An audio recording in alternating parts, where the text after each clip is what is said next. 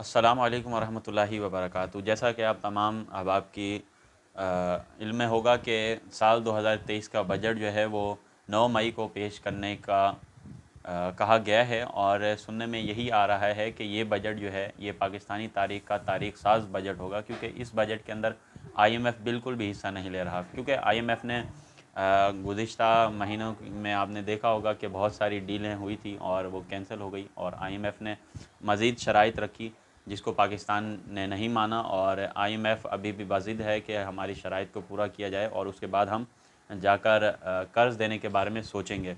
तो इसके अलावा चीन ने 24 करोड़ पाकिस्तान को कर्ज़ दे चुका है और मज़ीद भी देने का ऐलान भी किया हुआ है।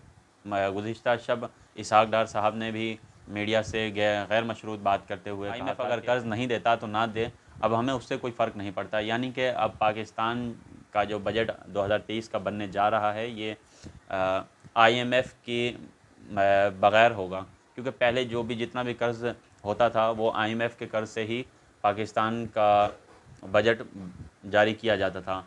इस साल ये भी सुनने में आ रहा है कि पेट्रोल के प्राइस के अंदर भी बहुत अच्छा खासा रिलीफ देखने को मिलेगा, यानी कि पेट्रोल 170 तक वापसी आ जाएगा। और कहने में ये भी आ रहा है कि आटा, दाल, चीनी, घी और ज़रूरत अशिया की चीज़ें जो हैं वो भी इस बजट के अंदर इन चीज़ों के ऊपर ख़ास नज़र रखा गया। काफ़ी चेंजिंग होगी गुज़िश्ता बजट की तरह।